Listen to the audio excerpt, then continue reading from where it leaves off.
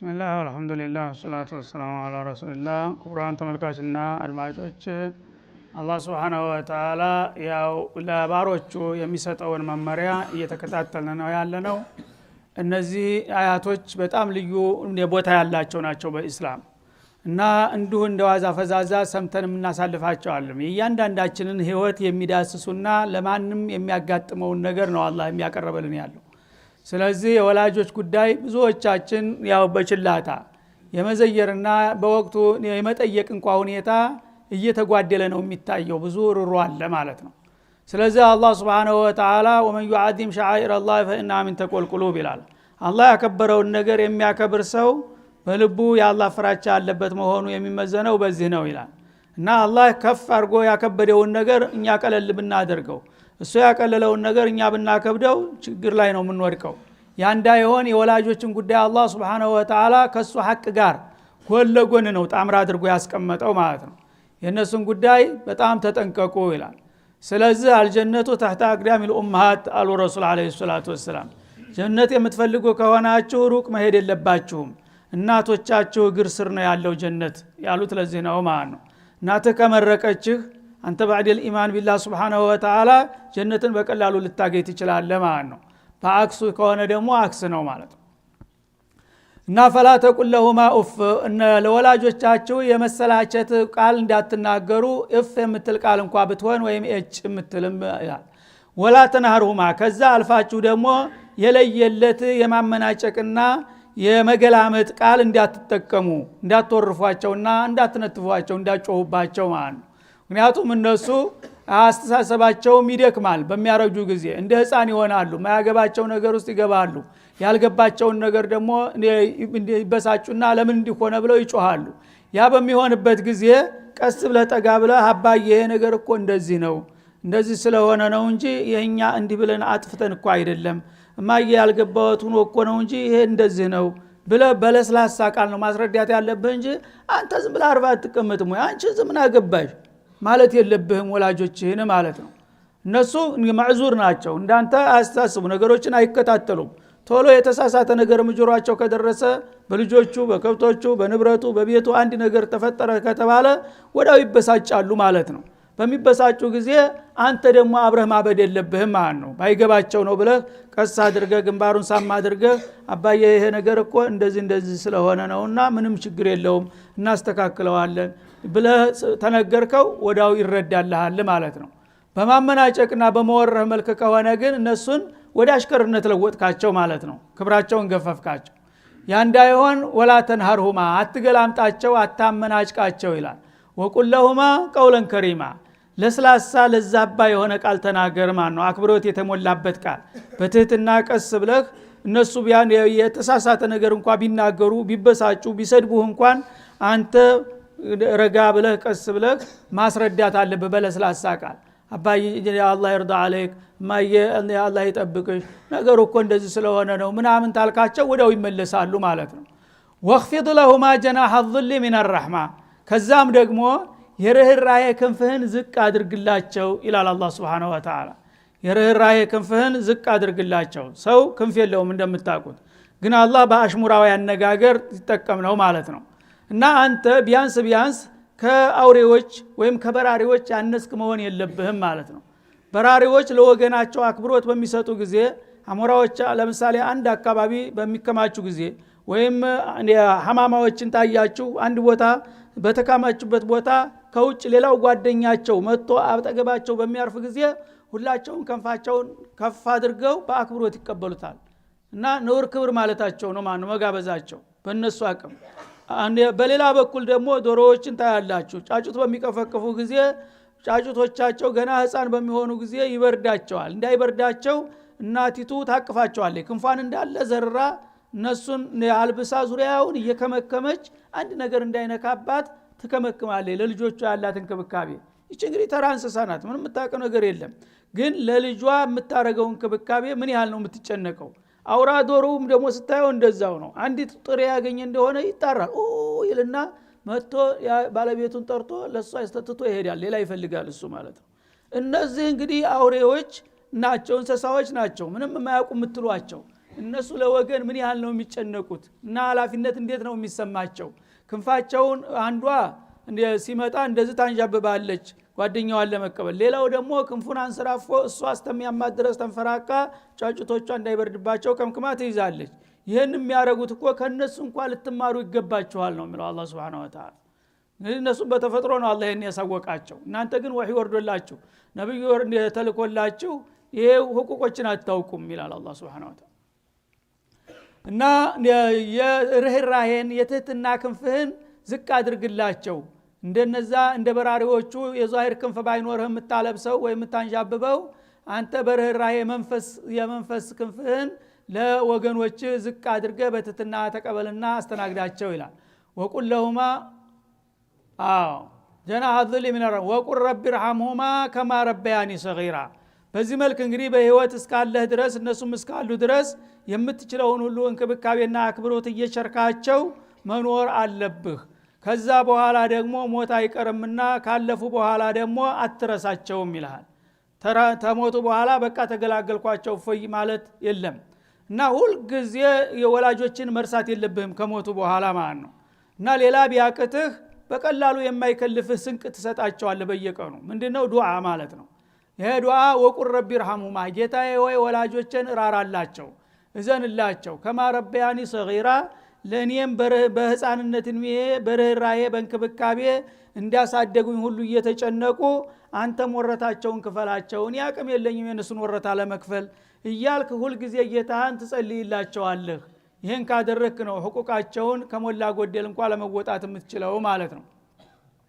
እና ይሄ ዱዓ መሞታቸውም ሸርጥ አይደለም በህይወት እያለም ማለት ይኖርብናል ማለት ነው ምክንያቱም ወላጆች ባለውለታዎች ናቸው በህፃንነታችን እኛ ምንም አናውቅም እነሱ ረፍታቸውን ጉልበታቸውን ገንዘባቸው ሁሉ ነገር ሰውተው ልጄ ይደግልኝ እንጂ ልጄ ይጠንክርልኝ እንጂ ነው ሐሳባቸው ሁሉ እና ለገንዘብ ለምንም ነገር አይሳሱም ማለት ነው ይሄ ሁሉ ያደረጉልህ ውለታ አንድ ሁለት ተብሎ አንተ ልትከፍለው የምትችል አይደለም ስለዚህ የምትችለውን እየሞከርክ የተረፈውን ጌታን አንተ ዘንላቸውና ርህራሄ አድርግላቸው ማራቸው እያልክ ዱዓ በማድረግ ወረታቸውን ለመክፈል ሞክር ይሄን ካደረክ እኔም ደግሞ ወረታቸውን እከፍልልሃለሁኝ ይላል ማለት ነው እና በአንድ ወቅት በሷሃቦች ጊዜ ተኢራቅ አገር አንድ የሷሃቢ እናቱን አዝሎ ሐጅ መጥቶ አብዱላህ ኢብኑ ዑመር አገኙት መካ በጣም ያረጁ ናቸው 90 አካባቢ ነው እድሜያቸው ሰውነታቸው አልቆ አጥማቸው ብቻ ነው ባለቀው እድሜያቸው እንደው ልጄ የመጨረሻ እንደ አንድ ጊዜ ሐረምን አሳይተህ በሞት ደስ ይለኛል ሲሉ እናቴን እንግዲህ የፈለገው ቢሆን ይችን ሳላስደርግ አልቀርም ብሎ ግመል የለውም ፈረስ የለውም ምንም የለውም ራሱን ፈረስ አድርጎ ተኢራቅ አገር ማለት አንድ ወር ማለት ነው የአንድ ወር መንገድ ተሸክሞ ሊተቀን መካ ይዞ ገባ ሰውየው እና አንዱ ደግሞ ከየመን ሀገር እንደዚሁ አሁን ከየመን ሀገር የመጣው አብዱላህ ኢብኑ ዑመር ሲያገኛቸው ጠየቃቸው እሱ እንግዲህ በጣም ትልቅ መስዋዕት ከፍሏል ማለት ነው እውነትም የሚደነቅ ነገር ነው ግን በሚያይ ጊዜ የኢብኑ ዑመር አብዱላህ ኢብኑ ዑመር በዛ ጊዜ እንግዲህ ወደ ኋላ ከቀሩ ሱሐቦች ናቸው ማለት ነው በጣም ትልቅ መርጅዕ ነበሩ ፈትዋ በጣም የታወቁና በእሳቸው ነበር የሚጠየቁት በሚያገኛቸው ጊዜ አብዱላህ ኢብኑ ዑመር ማለት ይሄ ናቸው ሲሉት ሄደና ይሄው እናቴን ከዛ ሀገር እንደዚህ ተሸክም ያምጥቼ ሀጅ እያደረኩኝ ነው እና ሐቋን ተወጥቻታለሁኝ ትላለህ ምን ይመስልሃል ብሎ ጠየቃቸው ወላ ዘፍረተ من ዘፈረት ሌላ አሉት አንድ ቀን እንኳን እንቅልፍ ወስዷት እያለ ጮህ የቀሰቀስካትን ወረታ አትከፍልም አሉት እሷ እንቅልፍ ወሰድ ልጄተኛ ሊብላ ስትተኛ ወዳው ትጮሃለህ እንደገና ባታ ትነሳለች የዛችን እንኳን ወረታ አይከፍልልም የነውሉ ጥሩ አድርጋል ያደረከው ያንተ ትልቅ ነገር ነው ግን ወረታዋን ከፈልኩኝ ብለህ እንዳታስብ አሉት የእናትን ወረታ መክፈል አትችልም ስለዚህ እንግዲህ የወላጆቻችንን እያንዳንዳችን እስቲ መለስ ብለን ያለፉም ያሉትንም በምን መልክ ነው ሙአመላችን ብለን ራሳችንን መጠየቅ እንዳለብን ነው አላህ የሚያስገነዝበን ማለት ነው እና ወቁር ረቢ رحمهما كما ربياني صغيرا አንዱ ሷሃቢ መጣና አንዱ ነብዩን ጠየቃቸው ወላጆች በህይወት እስካሉ ድረስ የሚችለውን ሁሉ እንክብካቤ አርጌ ጥሬ ቀብሬ ያለው አልহামዱሊላህ ታለፉ በኋላ ሐቅ አለብኝ ብሎ ጠየቃቸው አዎን አሉት ታለፉ በኋላ ሐቅ አለብህ ስትሰግድ ትሰግድላቸዋለህ ስትመጸውት ትመጸውትላቸዋለህ ዱዓ ስታረግ ዱዓን ታካፍላቸዋለህ አሉ። ሰግድላቸዋለህ ማለት ሶላት ውስጥ አትርሳቸው ማለት ነው። እናንተ ሱብሃነ ረቢየል አላ አላሁመ እግፊር ሊ በምትል ጊዜ ወሊዋሊደይ ማለት አለብህ ማለት ነው። ምንድነው የሚከብድህ? ያ በቀላሉ በቃል ነው የምትለው ረቢ እግፊር ሊ ወሊዋሊደይ ወርሐምሁማ ከማ ረበያኒ ሰጊራ። ፈርድም ሆነ ሱና ሶላት በሰገድክ ቁጥር ይሄን አትርሳ ማለት ነው። ይሄንን ካደረክ እንደገና ደግሞ ወዳጅ ዘመዶች አሏቸው። እነዛን ወዳጅ ዘመዶቻቸውን በህይወታቸው እነሱ ይጠይቋቸው ነበር፣ ይንከባከቡ ነበር፣ ዝምድናቸውን ይቀጥሉ ነበር። እነሱ ከሞቱ በኋላ እነዛን ዘመዶቻቸውን መርሳት የለብህም፣ ወዳጆችህን መዝጋት የለብህም። ልክ እንደነሱ ሂደ መዘየር መንከባከብ አለብህ። እና ወንድማችን እህታችን ቢሞቱም ትተውልን ሄደዋል መተኪያቸውን እያሉ ይደሰታሉ፣ ይመርቃሉ። የዛ ጊዜ የእነሱን ሀቅ እንዲያሟላ ይቆጠርልሃል ማለት ነው። ዝምድና እነሱ እያለ ሲቀጥሉት የነበረውን ዝምድና ሩቁን ዝምድና ሳይቀር ይጠይቃሉ እነሱ። ተሞቱ በኋላ ግን የቅርቡ ዝምድና ሁሉ ይረሳል ማለት ነው። እነሱ እንጂ የማይቀጥሉት የሆነውን ዝምድና ፈልገህ አንተ ሄደህ መዘየር አለብህ፣ ማስደሰት አለብህ። ያን ካደረክ ነው ወላጆችህን ጠቀምክ ማለት የሚቻለው አሉ ማለት ነው። እንዲሁም ደግሞ ሰደቃ ገንዘብ ካለህ እንደ አልፎ አልፎ በምትችል ጊዜ አነሰ ማደገም ያገኛሃትን ለወላጆች ብለህ ወርወር ማድረግ አለብህ ማለት ነው።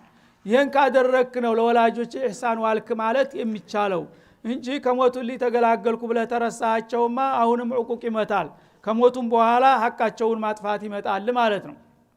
እና ረቢ ረሐምሁማ ጌታዬ እዘንላቸው ራራላቸው ከማ ረበያኒ ሰጊራ እኔም በህፃንነቴ በርህራሄና በአዘን እንዳሳደጉኝና እንደተንከባከቡኝ ሁሉ ወረታውን ክፈላቸው እያልክ ጸልይላቸው በማለት ያስተምረናል ማለት ነው።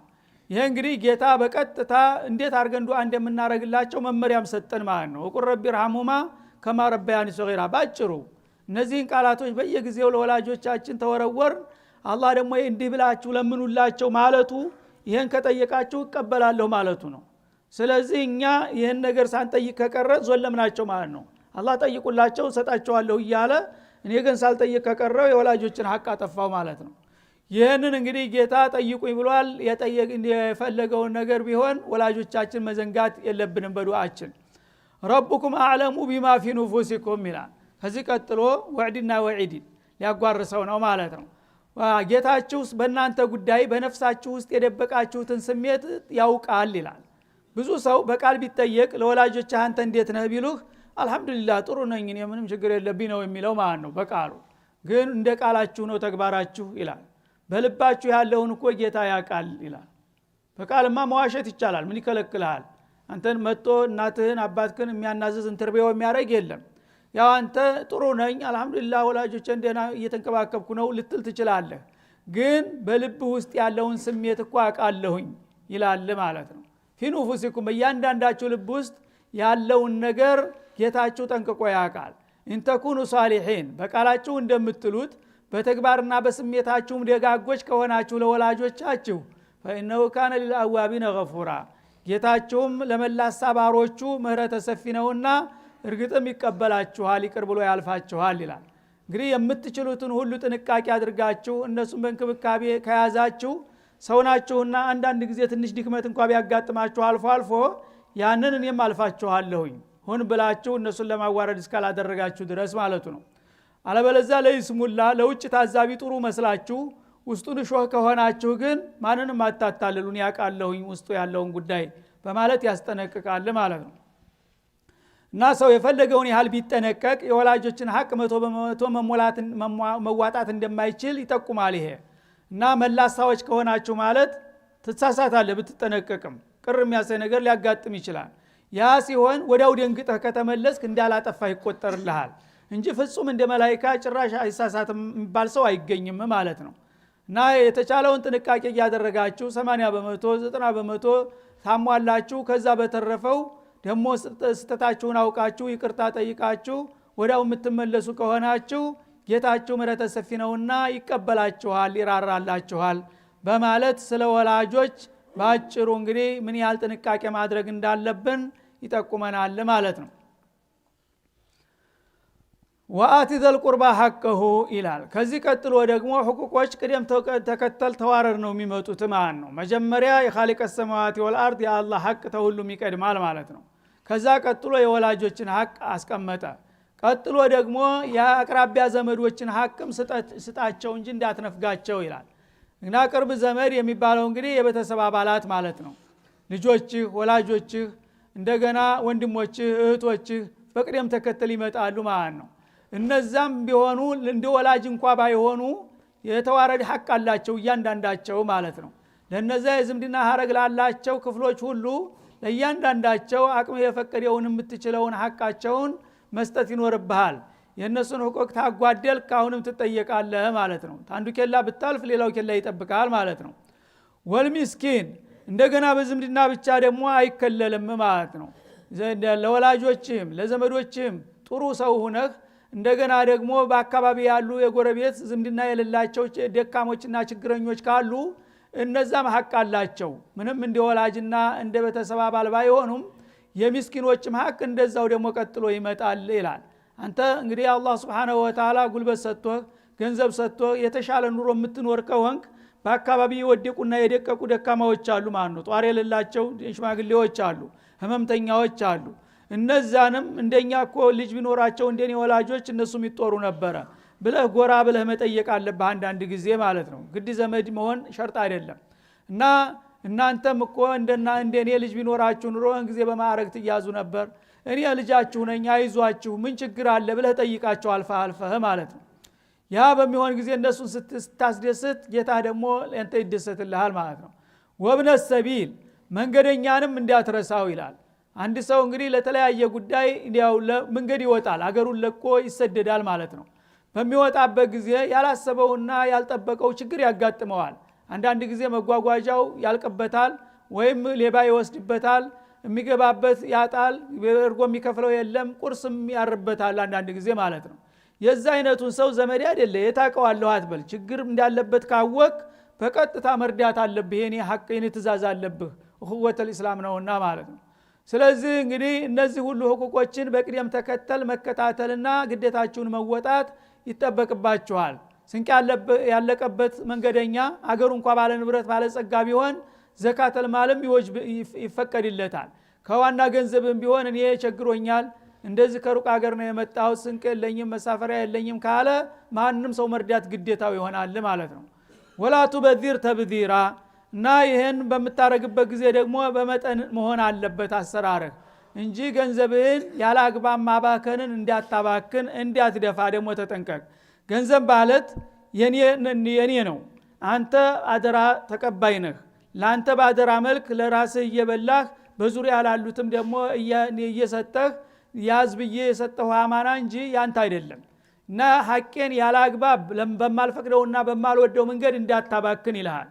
ብዙ ሰው የሚዘነጋው እዚህ ላይ ነው ደግሞ ማለት ነው። ገንዘብ ካለው በገዛ ገንዘብ የማናገባው ይላል። ያንተ ገንዘብ አይደለም፣ አላህ ነው የሰጠህ። ስለዚህ ታንተ በላይ አላህ ይቆጣጠራል ማለት ነው። ገንዘቤን እኔ እንደፈለኩኝ ይጨፍርበታል የሚል ሰው እዳ ውስጥ ነው የሚገባው ማለት ነው። ያንዳንዷ ሚሊ ሳንቲም ከየት እንደገባች እንዴት እንደወጣች ጌታ ይተሳሰበሃል። ያ እንዳይሆን ወላቱ በዚር ተብዚራ ማባከን እንዳታባክን። እንግዲህ ገንዘቦችን መረዳት የሚገባቸውን አስሐበል ሁቁቆችን እያስቀመጥኩልህ ነው በቅደም ተከተል ከየት እስከ የት እንደምትሄድ። ከዛ ውጭ ግን ሰዎች ብዙ ጊዜ ስሜታዊ ናችሁ። ሐቁ ያለባችሁን ትታችሁ እናት አባቶቻችሁን እያስከፋችሁ ለባዕድ ለማንም ጎረምሳ ለማንም ዱርዬ ትቀልባላችሁ ግብዣ እያላችሁ አይደለም ይላል አላህ Subhanahu። ይሄ ማባከን ነው፣ ህገወጥ ነው ይላል ማለት ነው። ብዙ ሰዎች እናውቃለን በተሰቦቻቸው እየተቸገሩ ማንም ሰው እየጋበዘ የሚጨፍር ሰው ሞልቷል ማለት ነው።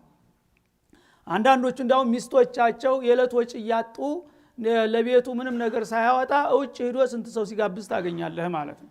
ይሄ አደጋ ነው ማለት ነው፣ ተብዚር ነው። እኔ የሰጠውን ገንዘብ በጥንቃቄ ባስቀመጥኩልህ መመሪያ በአግባቡ ማስተዳደር መቻል አለብህ። እኔ ያዘዝኩህን ቸል ብለህ አንተ ለፈለከው የምትደፋ ከሆንክ ግን አለቅህም ይላል አላህ Subhanahu Wa Ta'ala። ማባከንን አታባክን ይላል ማለት ነው። እና ማባከን የሚባለው ነገር ተሐቅ ውጭ የሚሰጥ ነገር በሙሉ ጥቂት እንኳን አንድ ሳንቲም እንኳን ቢሆን በማይገባው ቦታ ተዋልካት ማባከን ትባላለች ማለት ነው። አላህ ባዘዘው ቦታ ከሆነ ደግሞ ብዙም ብትሰጥ ማባከን አይባልም። ምክንያቱም ጌታ ባዘዘው በፈቀደልህ መንገድ ነውና ማለት ነው። ኢነል ሙበዚሪን ይላል። ማባከን የሚባለው ነገር ምን ያህል አደገኛ መሆኑን ሲገልጥልን በምሳሌ አባካኝ የሆኑ ሰዎች ማለት ስርዓት አልባ ሆነው እኔ ባዘዝኳቸው ቦታ ሳይሆን እነሱ በፈለጉት መልክ ገንዘብን የሚደፉ የሆኑ ሰዎች ምሳሌያቸው ምንድነው ብትለኝ ካኑ ኢኽዋን ሸያጢን የሰይጣን ባልደረቦች ናቸው ይላል። ሰይጣን ከአላህ ጋር የተጣለው በምንድነው? ህገ ወጥ ነው። በአላህ ህግ አይመራም ማለት ነው። ያዘዘውን ትቶ ያላዘዘውን ነው የሚሰራው። እናንተም ታዲያ ልክ እንደ ሰይጣን በዚህ መንገድ አውለው ያልኩህን ነገር እኔ ያዘዝኩህን ነገር ነፍገህ እንደገና አንተ ለፈለከው ለሌላው ታዋልክ የሰይጣንን መስመር ተከተልክ ማለት ነው እኔን ትተህ እና አባካኞች የሰይጣን ጓደኞች ይላል አላህ Subhanahu Wa Ta'ala። ወካነ ሸይጣኑ ለረቢ ከፉራ ሸይጣን ለጌታው ምንጊዜም የለየለት ከሃዲ ነው። እሱ ያው ወንጀል ቢሰራ አያስገርምም ስራው ጸባው ነውና ማለት ነው። የሚያስገርመው ግን የአደም ልጅ አቂል ነኝ እያለ የሰይጣንን መስመር መከተሉ ነው ይላል ማለት ነው። እና እንግዲህ والذين اذا انفقوا لم يسرفوا ولم يقتروا وكان بين ذلك قواما እንደሚለው ሱረቱል ፉርቃን ላይ የአላህ ወዳጆች ማለት ይላል ዒባዱር ረህማን ሲወስፋቸው ገንዘባቸውን በሚያወጡ ጊዜ በስርዓት ነው የሚያወጡት። ጌታ በሚወደውና በሚፈቅደው ቦታ ከሆነ ወደ ኋላ አይሉም፣ ጀግኖች ናቸው። ምክንያቱም ሽክር ነው፣ ጌታ የሰጠኛል እኔም እሱ በሚወደው መስጠት አለብኝ ይላሉ። ሌላ ጌታ በማይወደውና በማይፈቅደው መንገድ ከሆነ ግን አይሰጡም፣ አይመለከተኝም ነው የሚለው ማለት ነው። ብዙ ሰዎች ግን ጌታ ያዘዛቸውን ትተውና ረስተው እንደገና ሰይጣናዊ በሆነ ፕሮግራም ህገወጥ በሆነ ነገር ነው ገንዘብ ማውጣት ደስ የሚላቸው ማለት ነው።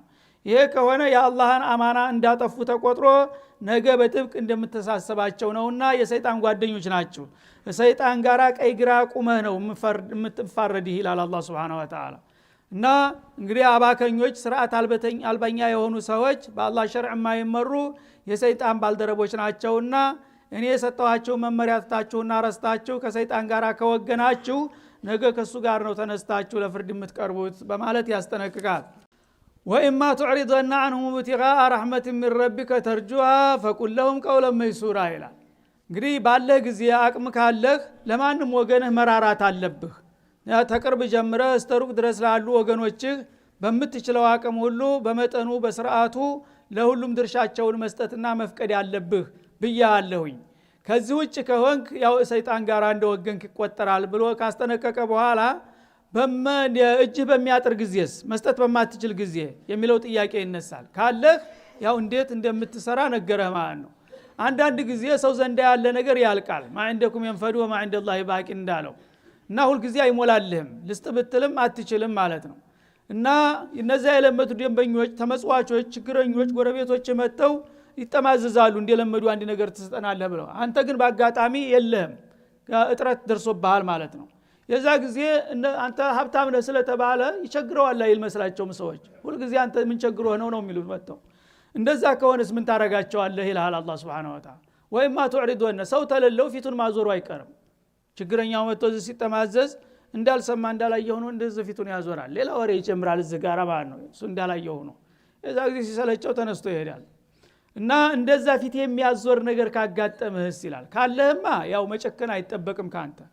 ከለለህና ታለቀብህ የምትሰጠው ተለለ እጅ ታጠረ ምን ታረጋለህ? የግድ ፊትክን ዘወር ማለት ይችላል። ይሉንታ ይዛል ደግሞ የምታከብረው ሰው ነው፣ ትልቅ ሰው ነው። ያ ዛሬ የለኝም ብል ደግሞ እውነት አይልም፣ አያምንልህም። ስለማያምንልህ ዝም ብለህ እንሽቃል ትሆናለህ ማለት ነው። ቸል ትለዋለህ። ቸል ስትለው ሲያይ ደግሞ እሱም ይሰማውና ትቶ ይሄዳል ማለት ነው። እንደዛ ነገር ካጋጠመህስ ይላል እብትጋአ ረህመት ሚን ረቢክ። ግን አንተ ሙሉ በሙሉ ችግረኛ አይደለህም።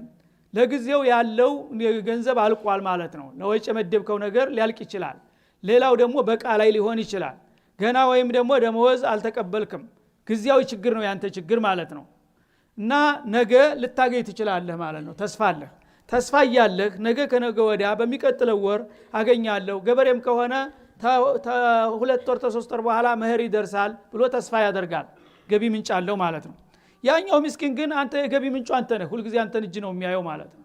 እና አንተ ለጊዜው ቸግሮ እጅህ አጥሮ ግን ዛሬ ባልችልም ነገ ሁሉ አድሮ ሰጣጭ እችል ይሆናል የሚል ተስፋ እስካለ ድረስ ይልሃል ተርጆሃ ነገ ጌታዬ አንድ ነገር ይሰጠኛል፣ እንደ ዛሬ ባዶ አልሆንም፣ ውል ያድሬ ሰዎችን አስደስታቸዋለሁ የሚል ተስፋ እስካለ ድረስ ፈቁል ለሁም ቀውለን መይሱራ።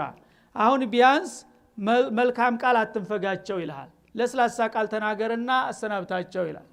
ሱብሃንአላህ። የሌለው ሰው እንኳን የለኝም ብሎ መገልመጥ አይፈቀድለትም ማለት ነው። እባክህ አታድርቀኝ እኔም የለኝም አትበል በገራራ ቃል ማለት ነው። እንግዲህ አውሳ የኔ ወንድም ወላሂ ዛሬ ወጪው እኛም ዘንድ ጥረት አለ ኢንሻአላህ አላህ ካለ እስቲ በሚቀጥለው ወር በለው። ይሄ ከሆነ የተፋም ይገባዋል ማለት ነው። እውነትም አልቆባቸዋል ሀጅም ይላል ማለት ነው። እና ሰርታት በላ ማንተ ደግሞ ቦዘኔ ሁሉ ጊዜ እየመጣ ታልከው ሞራሉን አደቀቀው ማለት ነው። እና እንደመታው ነው የሚቆጠረው። እና ቀውሉ ማዕሩፉን ወመግፊረቱን ኸይሩ ሚን ሰደቀትን የትበዑሃ አዘን ኢላ ሱረቱል በቀራ ላይ መልካም ቃል ሰጥቶ በለስላሳ ቃል ወገንን መመለስ ምጽዋት ከመስጠት የበለጠ ይመረጣል ይላል። አንዳንዱ ሰው ተሳድቦ አዋርዶ ይሰጠዋል በመጨረሻ።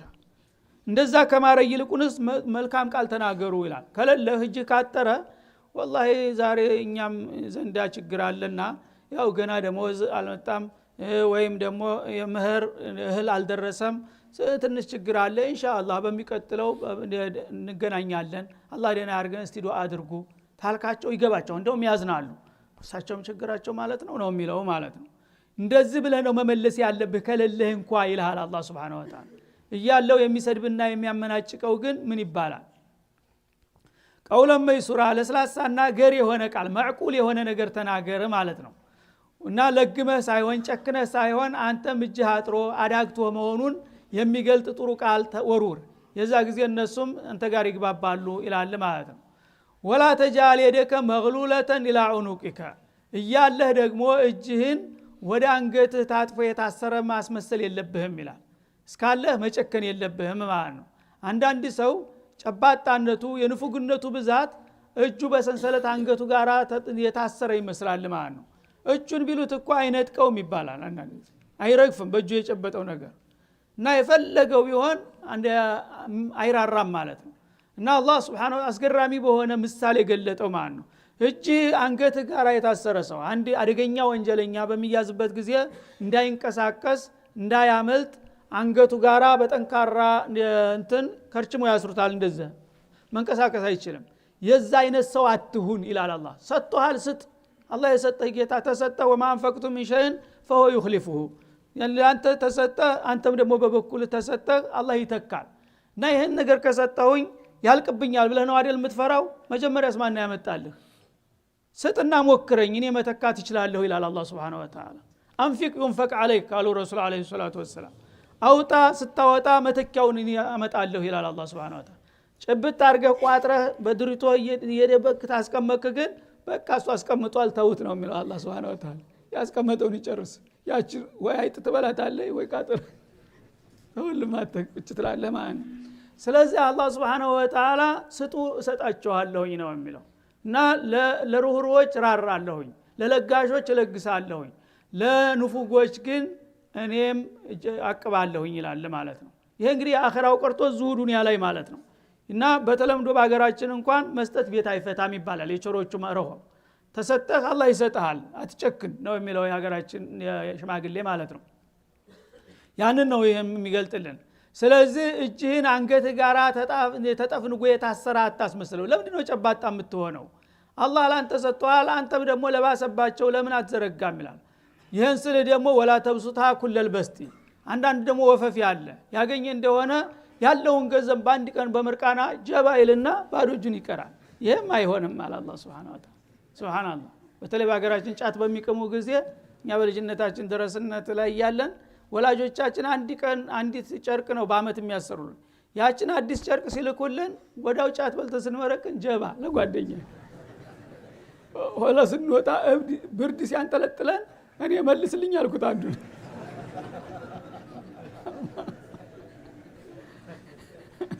አላህ ሙስታን አላህ ህክመቱላህ ሁሉ ነገር በሚዛን ነው የሚያስቀምጥልን።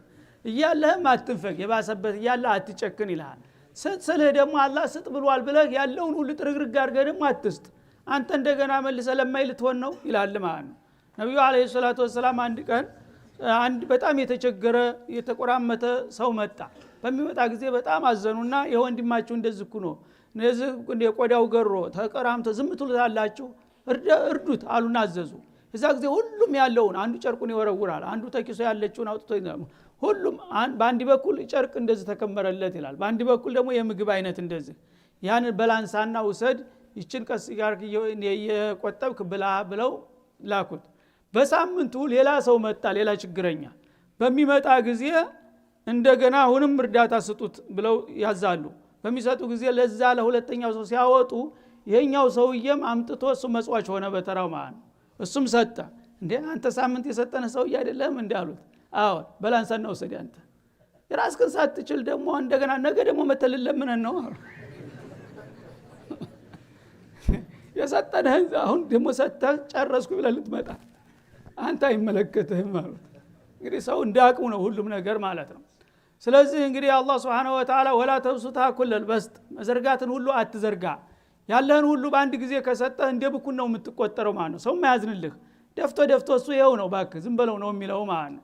በስርዓቱ ከሄድክ ግን ወገንም ይወድሃል፣ ሁሉም ያከብርሃል። ደግሞ እስከ አዘንክ ድረስ ቀን የጣለህ እንደው አንተንም ያዝንልሃል። ተደጋግፎ መኖር ይቻላል ማለት ነው። ተስርዓቱ ውጭ ከሆንክ ግን በመንፈግም የመጨረሻ ጨባጣ ከሆንክ በመስጠትም ደግሞ ጭርሱን ልቅ ከሆንክ ይሄ ልክ አይደለም። በዚህ መካከል መሆን አለበት ይልሃል ማለት ነው። የንዛም الاسلام ይሄ ነው እንግዲህ። እና እንግዲህ አላህ Subhanahu Wa Ta'ala እኛ ህይወታችን እንዴት እንመራ ዲን ማለት እንዲሁ መስገድና መጸለይ ብቻ ሳይሆን በእያንዳንዱ እንቅስቃሴያችን በህይወታችን ማድረግ የሚገባንን ሁሉ እንደዚህ በዝርዝር የሚያስቀምጥና የሚመራ ነገር መሆኑን ማወቅ ይኖርብናል ማለት ነው። ወላ ተብሱታ ኩለል በስጥ ፈተቅዑደ መሉመን መህሱራ እጅ ላይ ያለውን ነገር ሁሉ በአንድ ጊዜ ደፍተህ ባዶ እጅህን እንዳትቀመጥ። ያ ከሆነ አንተም ተጥቅም ውጭ ትሆናለህ፣ በሰውም ዘንዳ የተወቀስክ፣ እንደገና ደግሞ ተኑሮም የተቋረጥክ ትሆናለህ። ያለን ሁሉ በአንድ ጊዜ የተሰጠህ አንተ ራስህ ነገ ባዶ እጅህን ወድቅና ችግር ላይ ተወድቃለህ። ያ መሆን የለበትም በማለት ይመክራል ማለት ነው። ወሰለላሁ ዐለይሂ ወሰለም ወአሊሂ አኸር ወሽክራ